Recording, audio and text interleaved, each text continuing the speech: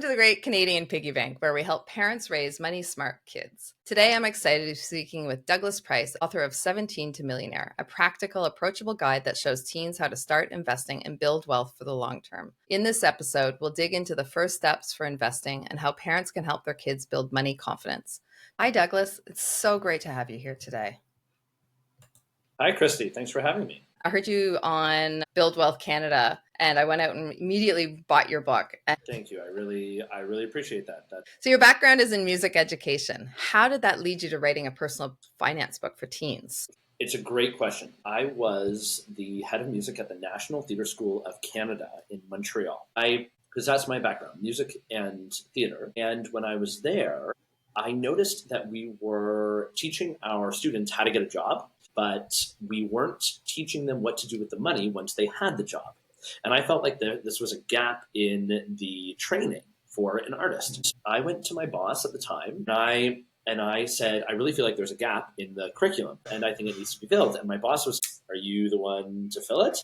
So 6 months later, I walked into her office and I put a stack of videos and books on her desk. And I was, okay, I'm not an expert, but I feel like I know enough that I can create 4 90-minute lectures on finances for artists. And she was, okay, we'll try it as a pilot project. So over the course of 4 Sunday nights, we just invited any student and staff member in the school just to come as just like a trial. It was such a success that the following year, it became 6 weeks, so 6 90-minute lectures, and it got implemented into the curriculum as a mandatory class for all the graduates. And hopefully this course helps them with their financial planning as an artist in Canada. Then COVID hit. And I got an email from a high school in Toronto that had heard of this course that I created. And they asked me if I would do a 75-minute class for their grade 12 students. So then I was faced with the challenge of how do I make this accessible for 17-year-olds in a way that's going to be exciting and engaging versus a boring class about money. I'm going to break down the steps that a 17-year-old can take. Barring some total catastrophe, you're almost guaranteed to become a millionaire at some point in your life. And the students went nuts for it. I thought, I wonder if I have a short book in me that would be finances for teenagers. And after about 6 weeks, I had my first draft. And I will never forget, I emailed them on the Wednesday morning.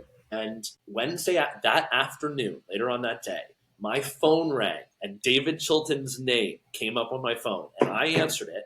And I talked with Mr. Chilton for 6 minutes. So just for the listeners, so people who don't know David Chilton, yes. He was the author of The Wealthy Barber, my first book that I think I ever read in my early 20s. Yeah, for sure. And so what I said to him was, David, basically what I'm trying to do is I'm trying to create The Wealthy Barber for 17-year-olds. And he was like, I love it. I think it's a great idea.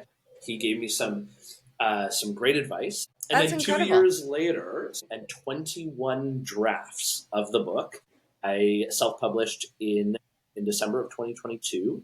And since then, it has been a bestseller on Amazon. I think one of the things that draws people in to the book is that my background is not finance. My background is teaching.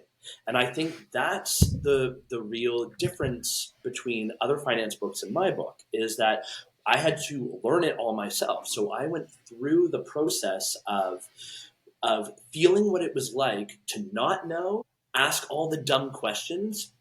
Money is something that everybody has a relationship with money. And because we have a relationship with money, we're all sort of under this weird idea that we should know more about it, and yet we don't. But because we use it every day, we're intimidated by it, and we're scared to ask questions because it will make us feel stupid and it will expose ourselves to just how much we don't know. So that's a really good segue into our first question then. So why does investing feel so intimidating for beginners, especially teens? It comes down to we all have a relationship with money, and there's no an obvious starting point when it comes to learning about money. So learning about money is like trying to find an entry point into a bowl of spaghetti. Like you don't really know to start. So instead of trying to enter into a bowl of spaghetti and you don't know where to start, actually, we're just going to start with this tiny bit. And now that we're feeling good about that, then we're going to go to this tiny bit, and the order makes sense. And so you can start to build the knowledge as you're working through it. That's why I feel it's intimidating, because there's no obvious starting point. Okay, that's a great analogy. And then let's dive right into that bowl of spaghetti. So I'm 18, I'm ready to invest. What's literally the first thing I should do? Okay, this is great. I love this. The most important thing when it comes to the beginning points of financial education is building habits and understanding habits. I talk about the pay yourself first and the 10% rule. And this is where you get in the habit of, as money comes in, you take 10% of whatever money that is, you set it aside somewhere where you're not going to touch it, and you're going to allow it to grow. And then the rest of the money you can go and spend. Let's just build the habit. The next concrete step would be, let's open a tax-free savings account at the moment we turn 18, and assuming we're living somewhere where we can. If we can't, we just want to start setting that money aside and building it so that we can open a TFSA the moment we turn 19. Literally walk into the bank. I always suggest going with a bank versus an app, because there's something concrete about the action of walking into a bank, sitting down with a human being and seeing and talking through it. Yes, there are tons of apps and there's online banks and all that sort of stuff, and certainly nothing against that. And if people want to go that way, great. I just like the authenticity of it and the tangibility of walking into a bank and knowing that I'm building a relationship with someone across the desk from me who I can call. And then inside it, having the conversation with the financial advisor that you're working with, decide what it is you want to invest in. And that's going to be based on a couple different factors, including your level of risk tolerance that you have. And this is all going to be based on the level of risk that allows you to sleep at night. That's really what it comes down to. And then you're off to the races. And then there's one extra hidden step right after that, which would be, if you know you have regular money coming in, then to be able to set up an automatic transfer to your TFSA.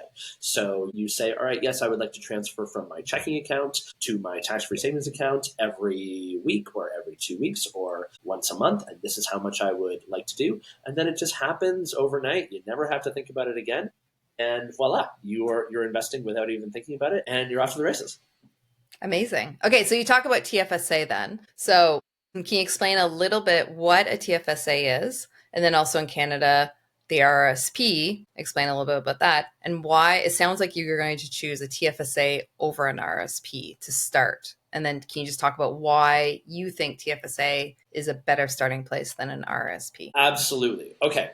So first of all, I should say I am not an official financial advisor. This is opinion based, and there will be some people that definitely agree with me and definitely do not agree with me. The beautiful thing about a tax-free savings account is that it allows us to invest our money in pretty much whatever we want. And as our money grows and grows, we don't have to pay taxes on it. Now, the thing is, and this is what a lot of people get wrong about a tax-free savings account, it is a two-step process. So one, the money has to go from outside of the TFSA into the TFSA. Now, a lot of people stop there. So for any of your listeners, if they are thinking, oh yeah, I put money into my TFSA, but they cannot answer the following question. Inside my TFSA, I am invested in blank. They must be able to answer that question. And if you cannot answer that question, that's a major, major red flag, because it's a two-step process. So the first step is money goes from outside the TFSA into the TFSA.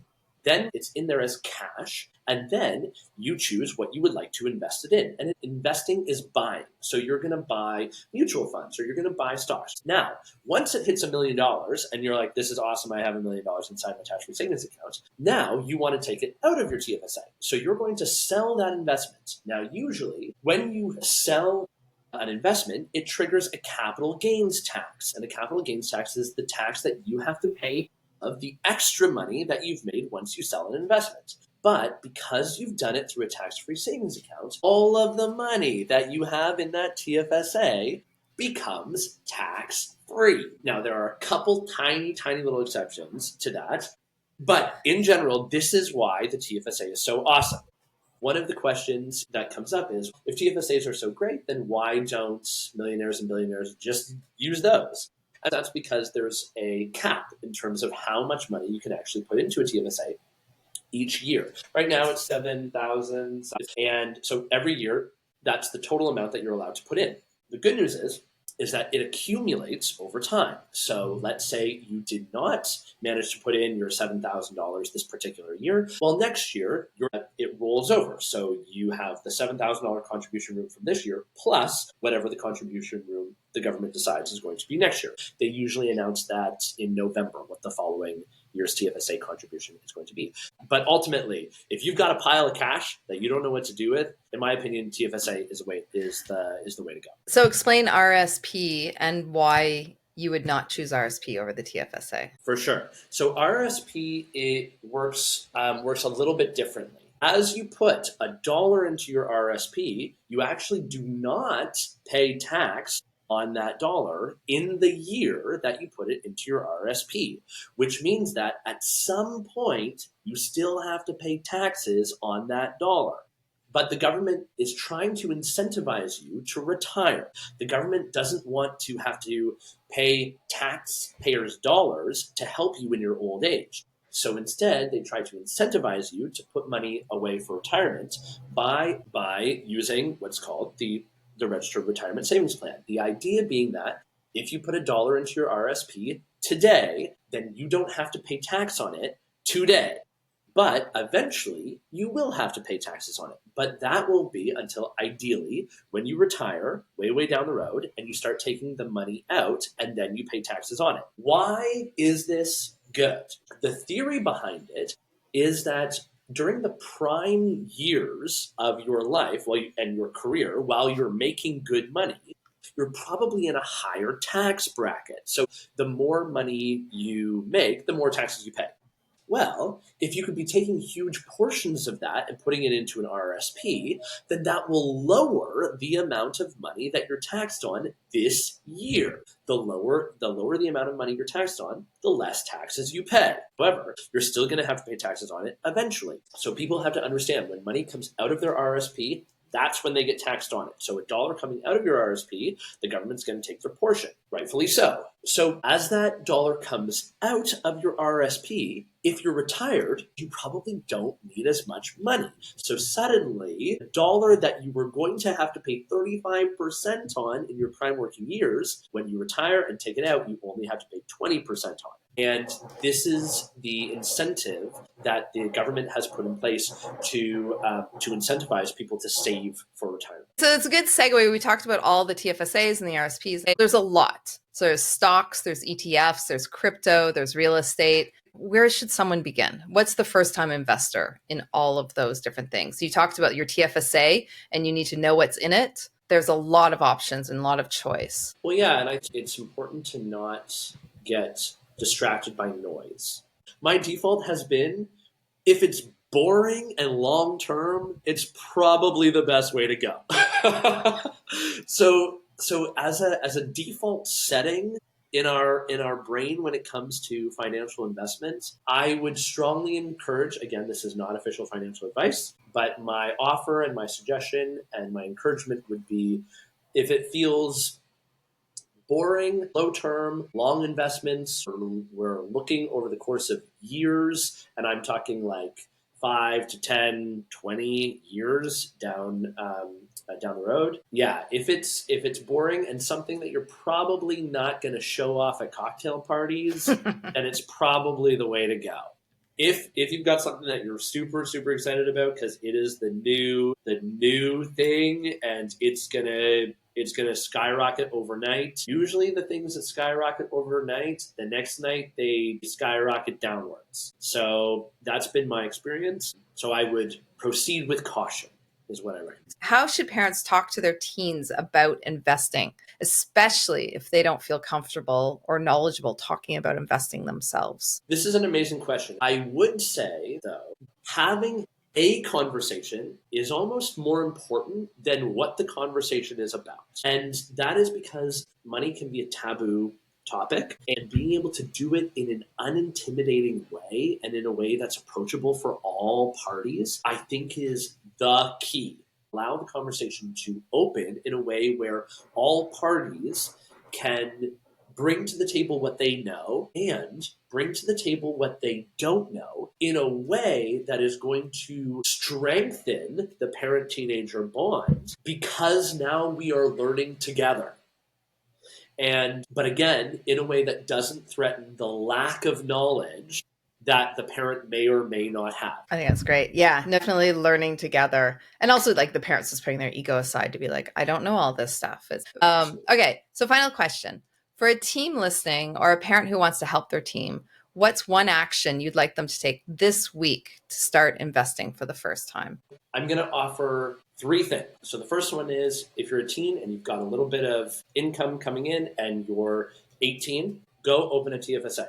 For the parent, I'm going to offer 2 things. Number 1, if you have a teen who you know has a little bit of money coming in and they have not opened a TFSA, I would encourage you to encourage them to go open a TFSA and go with them. Go with them, because I can almost guarantee, even if you are an expert on TFSAs, sitting across the desk from a banker with your teenager there, it's going to be an opportunity for you to ask questions that your teenager might not think about. It's going to be an opportunity for your teenager to ask questions that you're not going to think about. And ultimately, you are going to increase your knowledge in some way. Second point for the parent would be, get my book for your teenager. Get it. And again, it's important that I say this. This is not about me wanting to move product. It comes down to, what are the best tools that are available out there for your teenager. What is great about my book is there's a new edition every single year. So right now we're working on the 2025 edition. Wow. In November for the Christmas rush. Amazon is the way to get the most recent version. You will also be able to order the most recent version through Chapters Indigo. If you buy it off the shelf, you still might get the 2025 version. No problem. The only things that really change are the tax bracket numbers and the TFSA and RRSP contribution limits. That's really it. The rest of the book stays exactly the same. If you go to the website, which is 17tomillionaire.com, if you go there, there should be a free downloadable PDF that you can download with the updated numbers. So if you bought a version of the book from a past year, you don't need to buy a new edition. Dang. Oh, that's so cool. I'm going to go check it out. Well, this has been fantastic. Thank you so much for all your time. It's my pleasure. Thank you. This has been so great. It's so great to meet you. That was such a great conversation. So this is what I'm taking away from our conversation from today. As soon as my kid turns 18, we'll go down to the bank together and we'll open up a TFSA. We'll invest in a very boring mutual fund, GIC or index ETF. After that, we'll set up a regular transfer for a set amount and a cadence that makes sense for when our money comes in. I think these are really great first steps to learning how to start to invest your money. So please subscribe and share with other parents. Let me know what other topics you'd love to hear about. I'm Christi Rae, and this is the Great Canadian Piggy Bank, helping Canadian parents raise money-smart kids.